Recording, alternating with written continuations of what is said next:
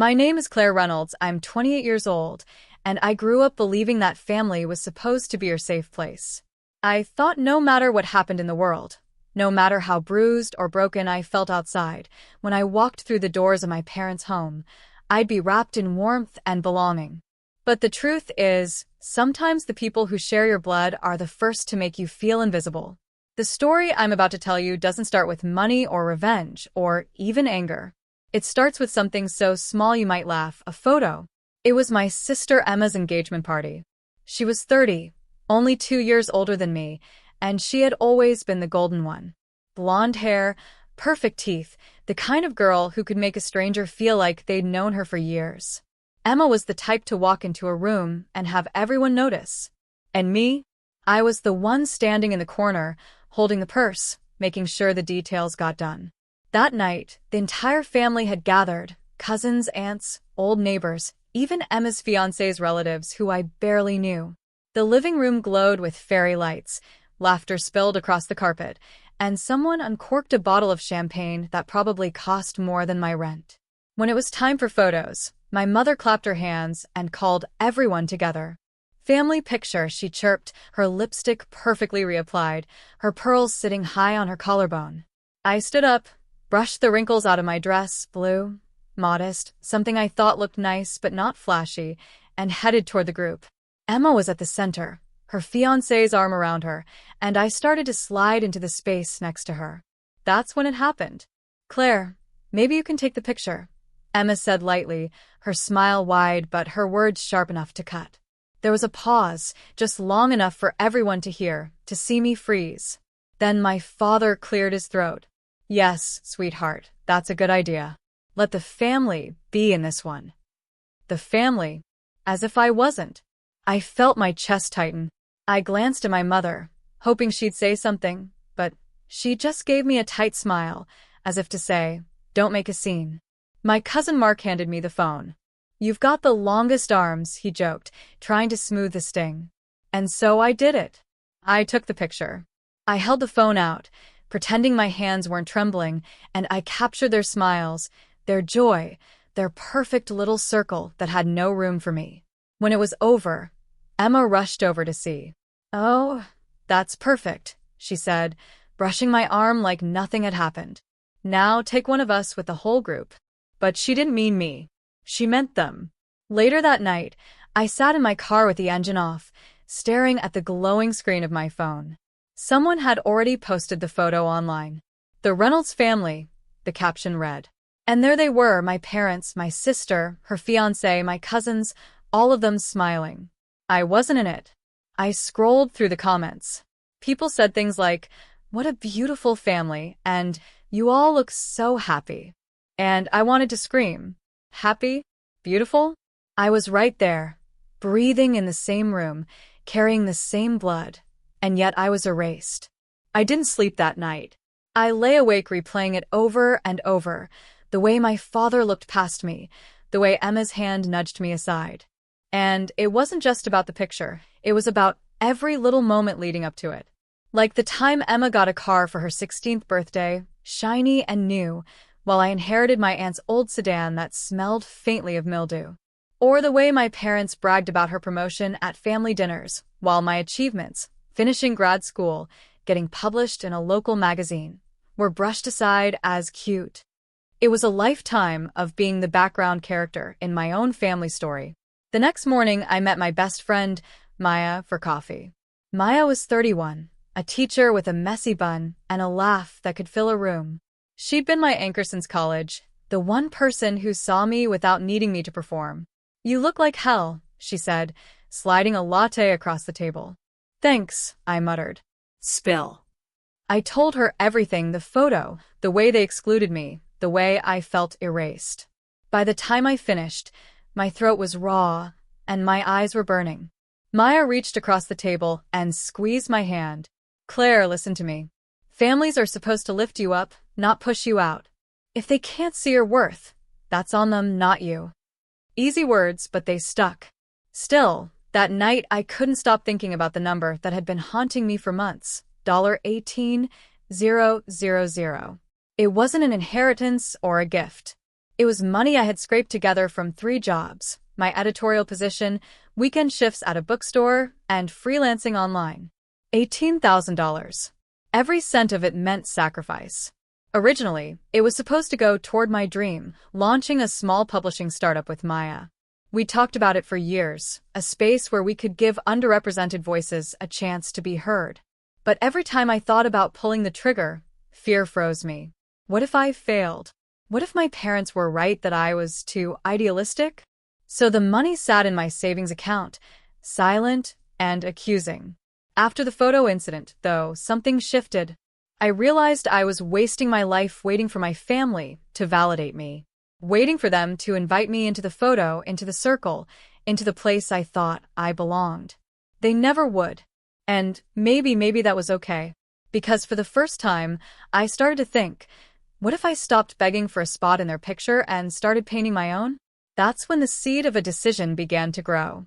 The $18,000 wouldn't go toward family trips or emergency funds to bail out cousins or even saving face at Emma's wedding. No. I would spend it on someone who actually believed in me, and I already knew exactly who that was. But before I could take that leap, the universe wasn't done reminding me just how replaceable my family thought I was. 2 weeks later, Emma invited me to her bridal shower. I almost didn't go, but guilt and my mother's voice on the phone pushed me there. Don't cause drama, Claire. Just show up and be supportive. So I went. And there, between pastel decorations and champagne flutes, it happened again. The photographer called everyone in for a picture, family on one side, bridesmaids on the other. I moved toward the edge, hoping maybe this time, but Emma's voice sliced through the chatter. Claire, can you sit this one out? We're trying to keep the group tight. The group tight. I forced a smile, nodded, and stepped back. But inside, something snapped. That was the last time I would let them push me out of the frame. They didn't know it yet, but I was done. The next morning, I opened my laptop, logged into my bank account, and stared at that number, $18,000. And then, with trembling fingers, I made the transfer. Not to Emma. Not to my parents. But to Maya. To us. To the dream they never believed in, but she always did.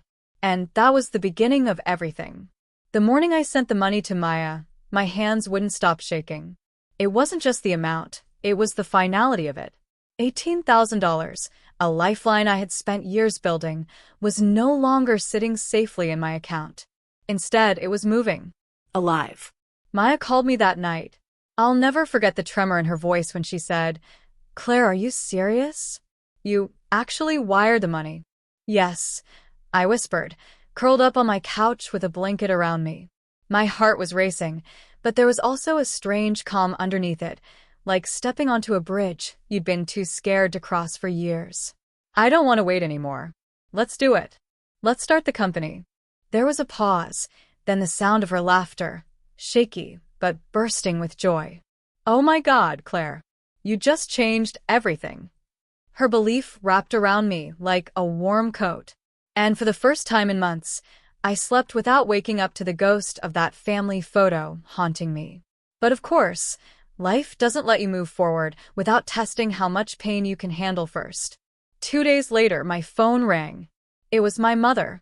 Claire, darling, did you send Emma money? I blinked. What? Emma said you promised her something. She was expecting you to help with the wedding expenses. You know she's under a lot of pressure. My mother's voice was tight, the kind she used when she was trying to sound sweet but really meant, don't embarrass us. I swallowed. No, Mom. I didn't send her anything. I used my savings for something else. There was silence. Heavy, sharp silence. What could possibly be more important than your sister's wedding? She finally asked. I wanted to scream. More important? How about my future? My life? How about the years of being pushed aside, made invisible, erased from photos and memories alike? But I didn't scream. I just said softly, it was my decision. Her voice went cold. Claire, you're being selfish. Family comes first. Family comes first. That phrase had been drilled into me since childhood, but it always meant the same thing. Emma comes first. Not me. Never me. I ended the call before my anger could spill into words I couldn't take back. But the weight of her disappointment lingered like smoke. That week, Maya and I began the grind. We drafted a business plan, bought domain names, and rented a tiny office space above a bakery. The walls smelled faintly of bread and sugar, and we joked it would keep us alive on the days we couldn't afford lunch. The work was exhausting but exhilarating. We stayed up late formatting contracts, designing a logo, reaching out to writers we admired. Every step felt like proof that I had made the right choice. Still, the silence from my family gnawed at me. My father hadn't called at all, and Emma only sent a single text, "You'll regret this." One night, after another marathon planning session, Maya and I sat on the floor of the office eating cheap Chinese takeout from paper boxes. I picked at my noodles, the steam fogging my glasses. "Do you think I made a mistake?" I asked quietly. Maya set her chopsticks down and looked at me. "Claire, you finally did something for yourself. That's not a mistake, it's survival." Her words pierced me. Survival. That's exactly what it felt like. Like I had been drowning for years, and for once I had chosen to swim toward the surface instead of waiting for someone to pull me out. But my family wasn't going to let me forget what I'd done. The bridal shower was bad enough, but the wedding rehearsal dinner was worse. I almost didn't go, but some part of me, maybe guilt, maybe habit, pushed me to show up. The restaurant was buzzing with laughter when I walked in, every table covered in white linens and flowers. I spotted Emma in the center, glowing in a white dress that wasn't even the wedding gown but looked like it could have been. Her fiancé, Daniel, hovered beside her, the picture of proud devotion. When she saw me, her smile faltered. Just for a second, but I noticed. "Claire," she said flatly, kissing my cheek without warmth. "Glad you made it."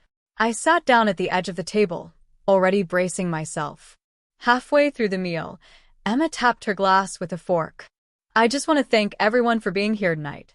This wedding has been such a huge undertaking, and I couldn't have done it without the support of my incredible family." Her eyes swept the table. She mentioned Mom and Dad. She mentioned cousins who helped with decorations. She even thanked her fiancé's parents for their generosity. But she never once mentioned me. I felt the sting spread across my chest like wildfire. Then, as if that wasn't enough, one of her bridesmaids piped up, "Emma, isn't Claire helping with some of the costs?" The table went silent. Emma's smile didn't falter, but her voice dripped with sugar-coated venom. Oh no. Claire had other priorities. A few people chuckled uncomfortably. I stared down at my plate, wishing the floor would swallow me whole. After dinner, my father cornered me near the bathroom. His jaw was tight, his voice low. "You embarrassed your sister tonight." I blinked at him. "By existing?" He glared. "Don't get smart. You know she needed your help. But you chose to be stubborn. This isn't how family behaves." Something inside me cracked. For years I had swallowed their words, played the role of the quiet, forgotten daughter. But I wasn't quiet anymore. "No, Dad," I said, my voice shaking but strong. "This isn't how family behaves. Family doesn't erase you from pictures. Family doesn't use you until you're empty. You all made it clear, I'm not part of your family. So stop pretending like I owe you anything." His face turned red, but I didn't stay long enough to hear what he said. I walked out of that restaurant and didn't look back. That night, I cried until my chest ached. But underneath the tears, there was fire. I had chosen my path, and I wasn't going to let them drag me back. The next morning, Maya texted me, "Ready for day one?" Day one. Our company, our dream, was officially launching. We called it Echo Press because we wanted to give people stories an echo, something that could reverberate far beyond what they thought possible. Our first client was a local poet, an older man who'd been rejected by dozens of big-name publishers. When he walked into our little office, clutching a worn manuscript, his eyes lit up when we told him we believed in his words. That look, the relief, the gratitude, was worth every cent of the $18,000. As weeks turned into months, Echo Press began to grow. Slowly at first, but steadily. We published chapbooks, short story collections, and anthologies for voices that had been ignored. Each project felt like another brick in the foundation of something real.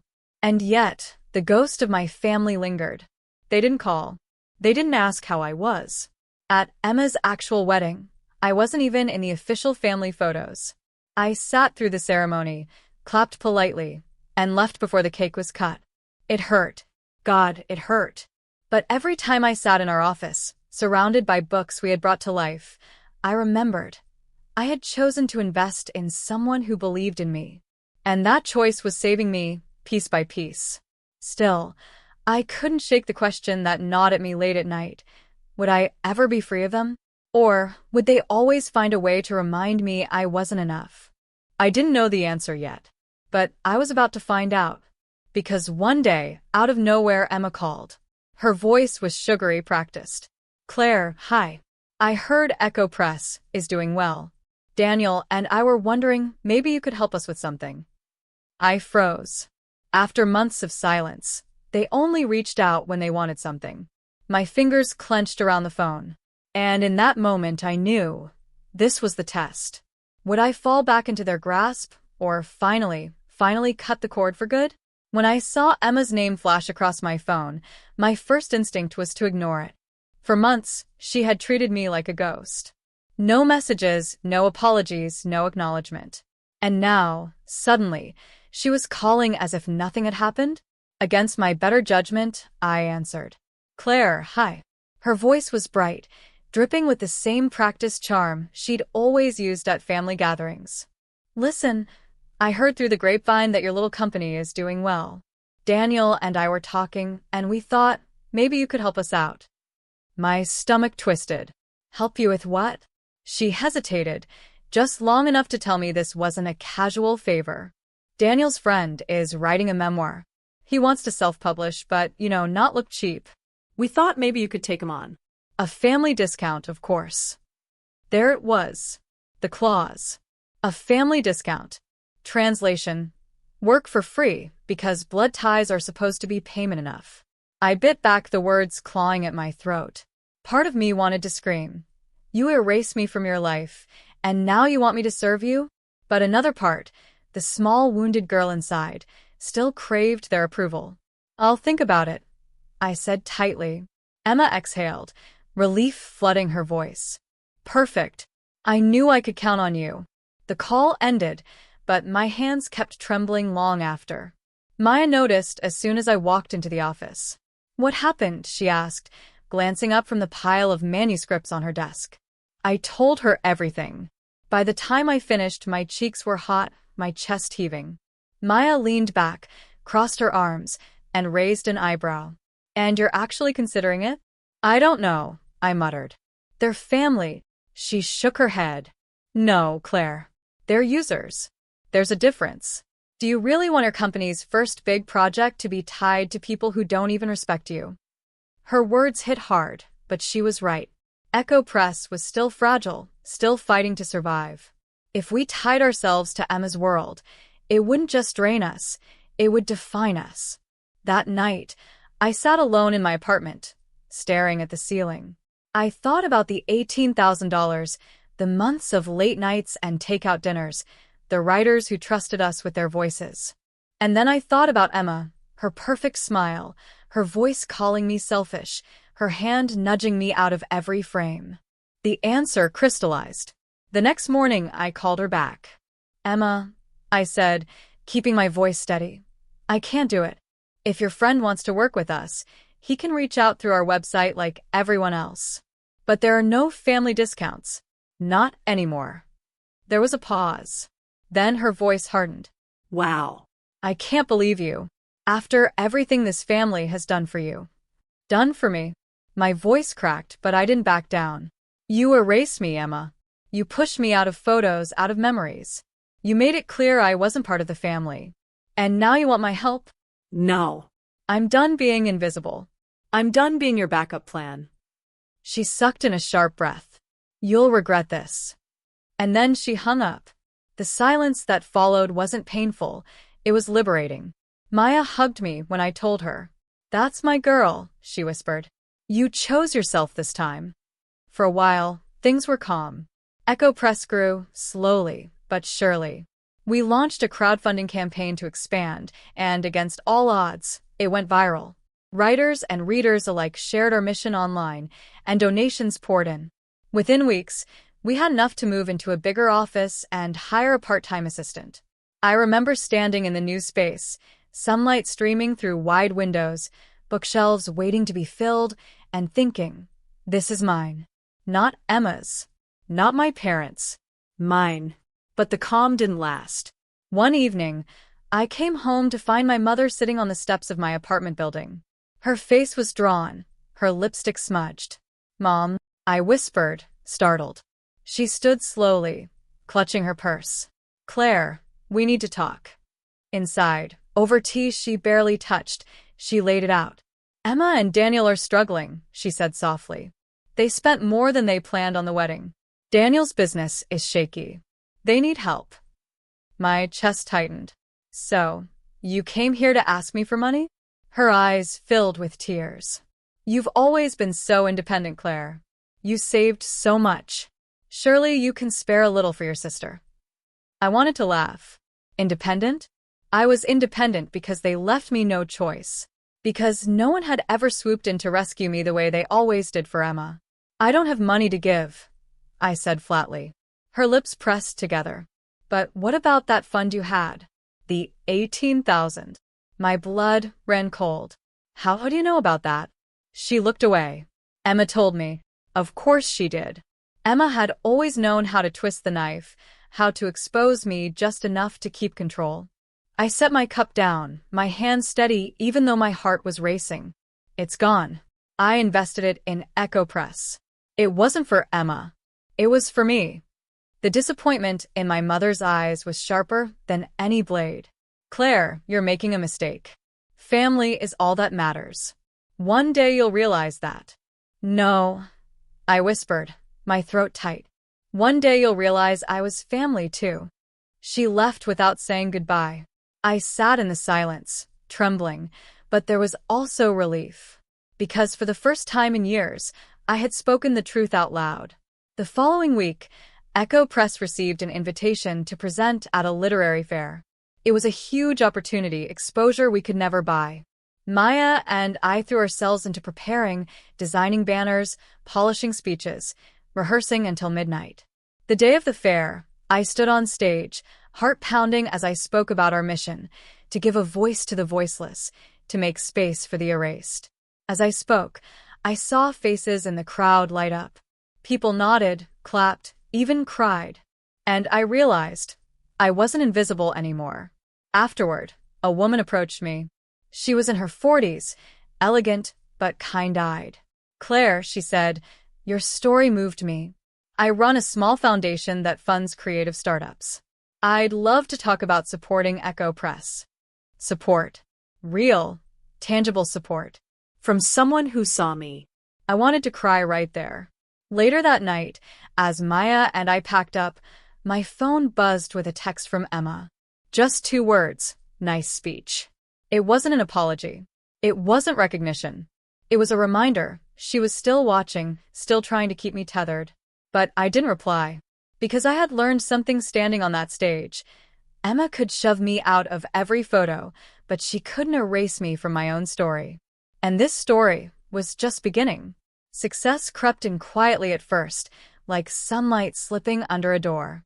Echo Press started with a handful of clients, small poets, essayists, dreamers who had been told no too many times.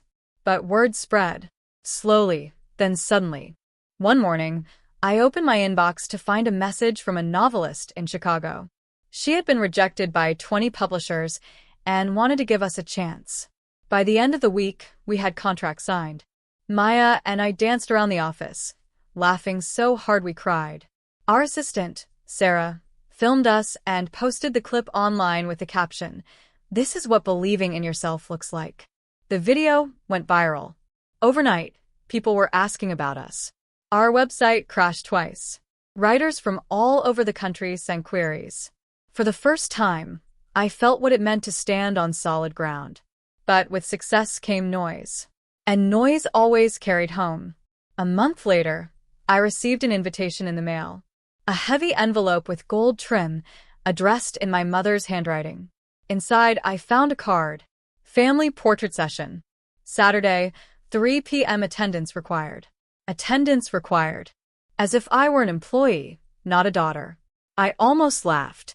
After all the times they had pushed me out of photos, now they wanted me back in? Why? To complete the illusion of a perfect family? To prove to the world that the Reynolds were untouchable, unbroken? I tossed the card on my desk. Maya noticed and raised an eyebrow. What's that? Another test, I muttered. Her eyes narrowed.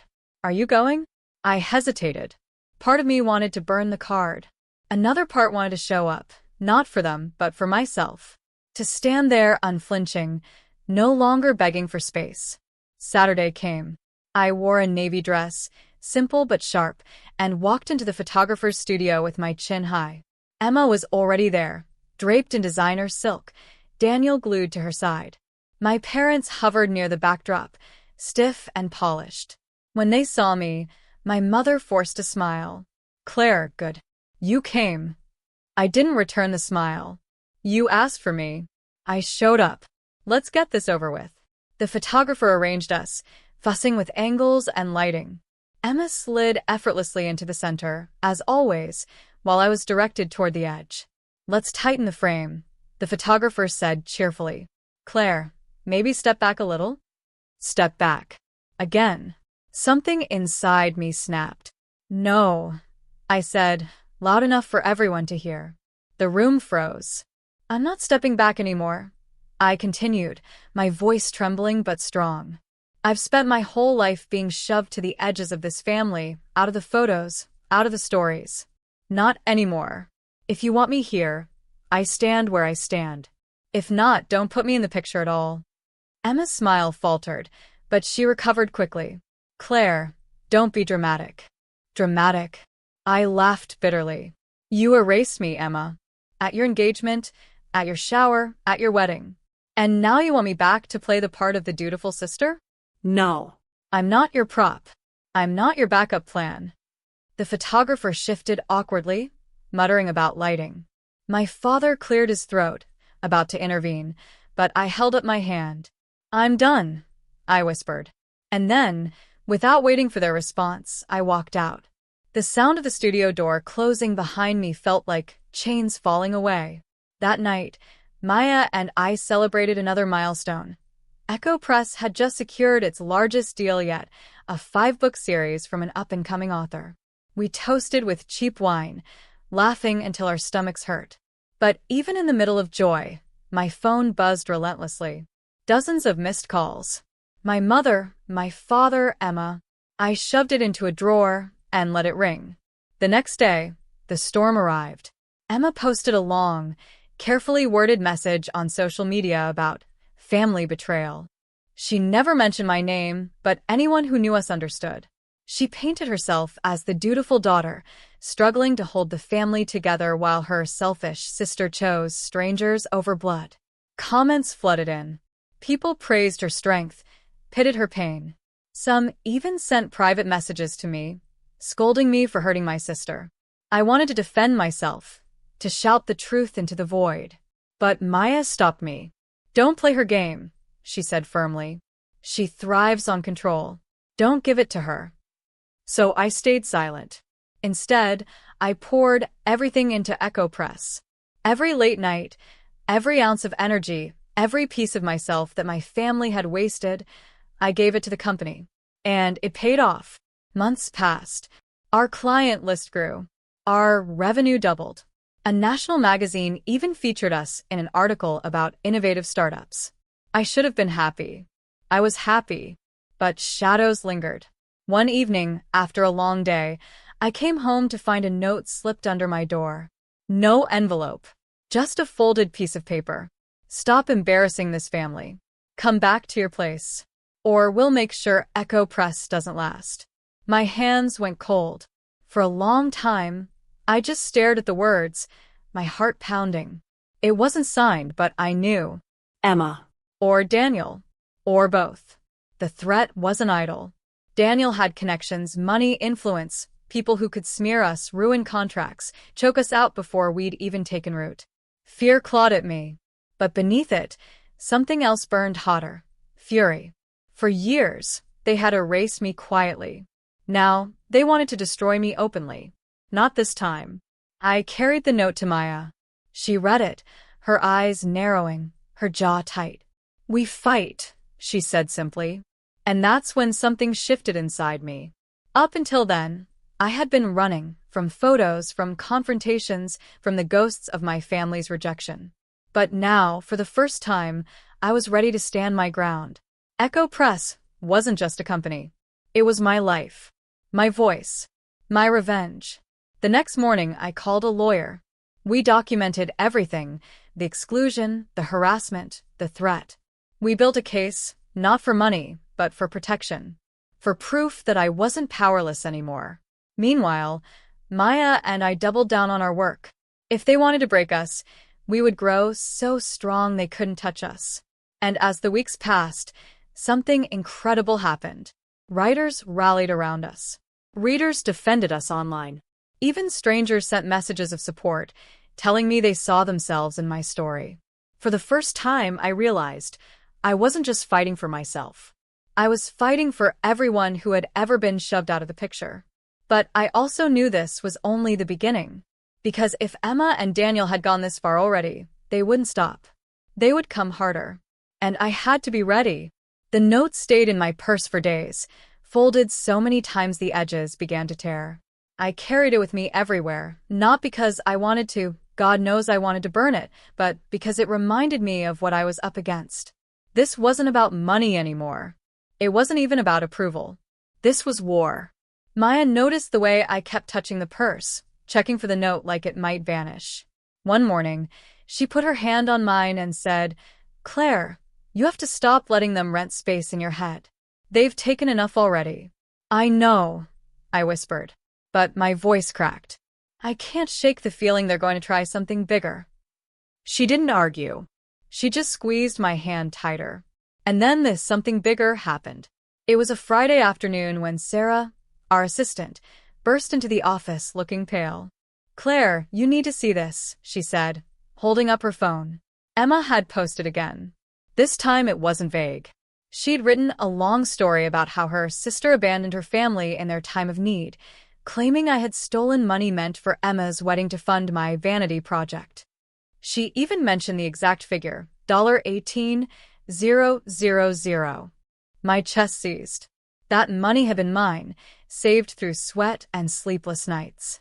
But in Emma's version, I was a thief. And people believed her. The comments were brutal. How could a sister do that? Family always comes first. Selfish brat. Some even tagged Echo Press, demanding boycotts. I sank into my chair, shaking. "This could ruin us," I whispered. Maya's face hardened. "Then we fight back." The next few days were hell. Emails from potential clients dried up. A contract we had been negotiating was suddenly postponed. The poison Emma had spilled was spreading fast. One night, I broke down completely. Maybe she's right. I sobbed into Maya's shoulder. Maybe I am selfish. Maybe I should have just given her the money.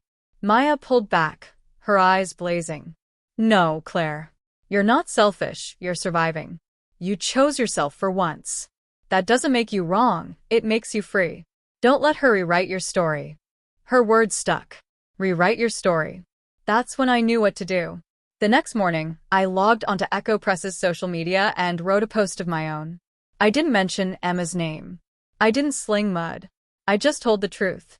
I wrote about being pushed out of photos, about saving money through 3 jobs, about choosing to invest in a dream when no one else believed in me. I wrote about building Echo Press, not as revenge, but as survival. I ended with one line. Sometimes the family you need is the one you build yourself. I hit post with trembling fingers. The response was immediate. Thousands of people shared it. Writers, artists, even strangers who had never heard of me before commented with their own stories of being the overlooked sibling, the erased child, the one left out of the picture. Echo Press's inbox flooded again, not with hate this time, but with gratitude. People wanted to work with us, not in spite of my story, but because of it. Emma tried to fight back. She posted screenshots of old texts, twisted half-truths into weapons. But for the first time, her words didn't land. People saw through her. The tide was turning. Still, the battle took its toll. Nights were long, filled with panic attacks and whispered reassurances from Maya. Days were consumed by rebuilding trust with clients, answering questions, proving over and over that we were more than Emma's lies. And yet, beneath the exhaustion, there was something fierce. A spark that grew brighter with every step I refused to back down. Then came the call that changed everything. A major independent bookstore chain reached out. They'd seen the viral posts, read about Echo Press, and wanted to stock our books nationwide. Nationwide. I nearly dropped the phone. Maya screamed so loud Sarah came running into the office thinking someone was hurt. We all ended up hugging, crying, laughing in disbelief. For the first time, I felt untouchable. That night, I stood on my balcony, city lights glittering below, and let the wind wash over me. I thought about Emma, about my parents, about the countless times I had been shoved aside. And I realized they couldn't erase me anymore. But I also knew this wasn't over. Because Emma wasn't the type to fade quietly. Sure enough, a week later, she showed up at my office. No call, no warning, just Emma, in her flawless heels and designer coat, standing in the doorway like she owned the place. Maya bristled immediately. "What are you doing here?" Emma smiled sweetly. "I came to talk to my sister." My stomach nodded. "Emma, you can't just barge in here." She ignored me, glancing around the office with disdain. "So this is it? This is what you blew $18,000 on?" My blood boiled. This is what I built when no one else believed in me. Her smile faltered, but only for a second. "Claire, you don't understand. Daniel's business is collapsing. We're drowning in debt. Mom and Dad are worried sick. We need your help." There it was again. The need. The demand wrapped in sugar. "No," I said flatly. Emma blinked. "No. I'm not your safety net. I'm not your backup plan. I've given everything I had to this company, to myself. And I won't sacrifice that to clean up your mess." Her face hardened. "You'll regret this. Family is forever, Claire. But opportunities like this?" She gestured around the office. "They don't last." I stepped closer, my voice shaking but fierce. "Then watch me make it last." For a moment, her mask slipped. I saw the fear in her eyes, the realization that I wasn't the weak sister she could control anymore. She left without another word. The silence that followed was deafening. But when I looked at Maya, she grinned. "You did it. You finally stood up to her." I laughed through tears. "Yeah, I did. But deep down, I knew Emma wasn't finished. And the next move she made would change everything. I told myself Emma's visit was the last of it, that she'd made her desperate plea, failed, and would retreat to her world of appearances and denial. But I should have known better. Emma didn't retreat. She doubled down. 2 weeks later, Echo Press was hit with a lawsuit. Daniel's company claimed we had stolen proprietary publishing methods from them. Methods we'd never even heard of. The documents were thick, the language legalistic, and the intention clear. Bleed us dry in court. I sat in our office conference room, papers spread across the table, my head spinning. "This could bankrupt us," I whispered. Maya was pacing, fury radiating from every step. "This is harassment, Claire. They're trying to crush you because you dared to say no." Sarah piped up softly from the corner. "Can they actually win?" I shook my head, but my voice wavered. "No." "But winning isn't the point. Dragging us through months of legal fees could destroy everything we've built." That night, I barely slept. My chest felt like it was caving in, my mind running in circles. Was this what my life had become, forever fighting battles I never asked for? The next morning, Maya found me staring blankly at my desk. She put a coffee in front of me and crouched down so our eyes met. "Claire, listen to me. You didn't come this far to let them win. You've built something real. People believe in you. I believe in you. Don't give them the satisfaction of seeing you break. Her words steadied me, like they always did. We hired a lawyer, a sharp young woman named Hannah who specialized in defending small businesses from corporate bullying. She read through the lawsuit, snorted, and said, "This is garbage. They don't have a leg to stand on." Her confidence helped, but the fear still gnawed at me. Every time I opened my email, I expected another blow. Every time my phone buzzed, I braced for bad news. Meanwhile, Emma kept posting online. She painted me as a ruthless, greedy sister who had abandoned family values for personal gain. She shared photos of her and Daniel looking tragic, captions about struggling while others thrive at our expense. Some people bought it, others didn't, but the noise was constant. One night, I broke down again. "I can't keep fighting like this," I told Maya through tears. "It's too much. Maybe they're right. Maybe I don't deserve this." Maya grabbed my shoulders, her eyes fierce. Claire. "Don't you dare believe that. You've worked harder than anyone I know. You built this from nothing while they sat back and mocked you. You deserve every bit of success you've earned. And I'll be damned if I let them take it from you." Her conviction lit something in me. I realized Emma's real weapon wasn't the lawsuit or the lies. It was the doubt she planted in me, the voice that whispered I wasn't enough. I decided to silence that voice. So we kept going. We kept publishing books. We kept showing up at fairs, giving readings, building our community. Every time Emma tried to drag me down, I poured myself deeper into the work. And people noticed. Our authors defended us online. Readers left glowing reviews, praising not just the books, but the mission. Even journalists began framing Echo Press as the underdog fighting against powerful bullies. The lawsuit backfired spectacularly. Within 3 months, it was thrown out. The judge called it frivolous and even hinted at sanctions for Daniel's company. When I got the news, I sat in the courtroom, my hands trembling, tears streaming down my face. Maya hugged me so tight, I could barely breathe. We'd survived. But Emma wasn't done. The very next week, she showed up at my apartment. No smile this time. Just fury. "You think you won?" she hissed the moment I opened the door. "You humiliated us. You made us look like fools. You did that yourself," I said, my voice surprisingly calm. Her eyes burned. "You'll never escape this family, Claire. No matter how far you run, no matter what you build, we will always be there. And one day, when Echo Press collapses, don't expect us to pick up the pieces." I stared at her, something inside me hardening like stone. "That's the difference between us, Emma. I don't need you to pick up my pieces. I learned how to build myself." For once, she had no retort. She just glared, spun on her heel, and stormed away. I closed the door, my body shaking, but my heart steady. That night, I wrote in my journal, "I am not invisible anymore. I am not erased. I am here, and I am enough." The next morning, we got the biggest news yet.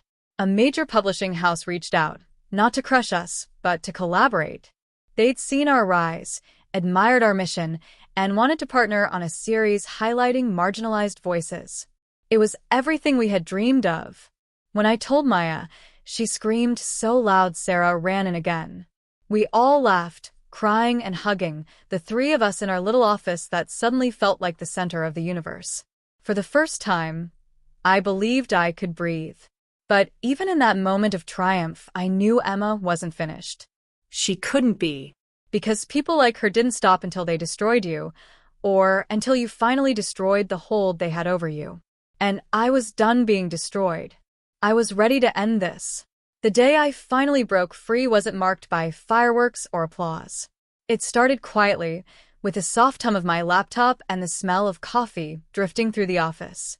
But by the time it ended, I was no longer the invisible daughter, the erased sister.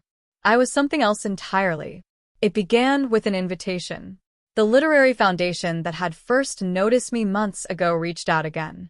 They were organizing a national conference on independent publishing and wanted me to deliver the keynote address. Me. Claire Reynolds. The girl shoved out of family photos, the girl who had been told she was selfish, dramatic, Too much. At first, I thought it had to be a mistake. But Maya grabbed the email from my shaking hands and read it aloud, grinning from ear to ear. They want you, Claire. Because you've built something worth listening to. The weeks leading up to the conference were a blur of preparation.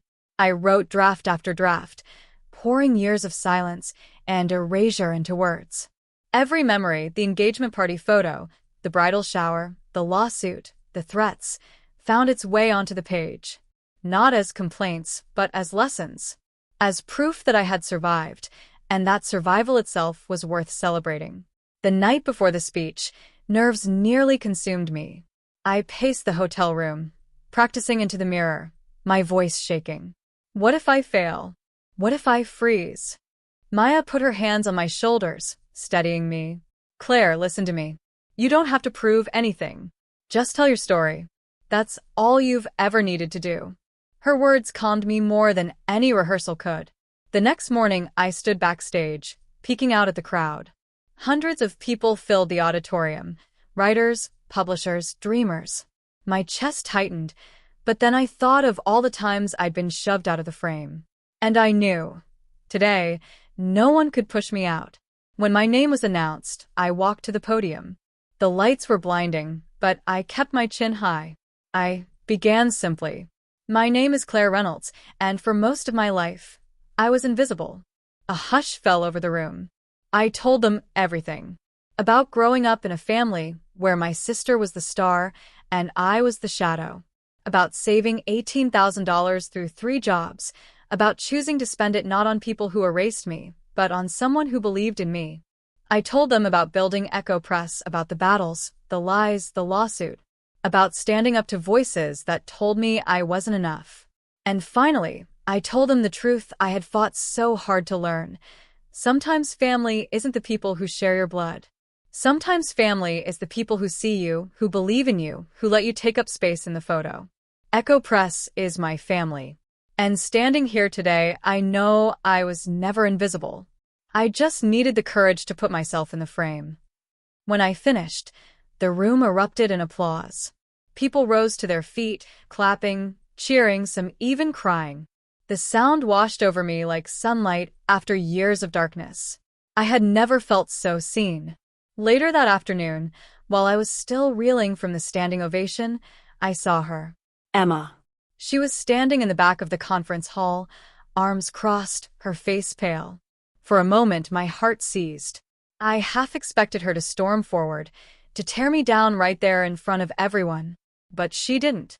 She just stood, silent, watching. Our eyes met across the room. For the first time, I didn't look away. She turned on her heel and left. And just like that, I knew. The war was over. Not because she surrendered, but because I no longer needed to fight her. She couldn't erase me anymore. She had no power here. That night, I sat on the hotel balcony with Maya, a glass of champagne in my hand, the city lights sparkling below. I felt lighter than I ever had. You did it, Maya whispered, bumping her glass against mine. You told your story. You won. I smiled, tears stinging my eyes. No, we won. Because you believed in me when no one else did. She shook her head, grinning. No, Claire. You finally believed in yourself. Her words settled deep into my chest, warm and steady. The next morning, as I scrolled through articles already praising my keynote, I stumbled across a family photo someone had shared online. Not mine, not Emma's, just a random family smiling together. For a moment, the old ache returned. The reminder of all the photos I'd been shoved out of. But then I realized something. I didn't need those pictures anymore. Because I had built my own. Not of smiling faces in matching outfits, but of books, writers, voices that mattered. Of Maya's laughter, Sarah's dedication, the readers who believed in us. That was my family. That was my photo. And this time, no one could push me out.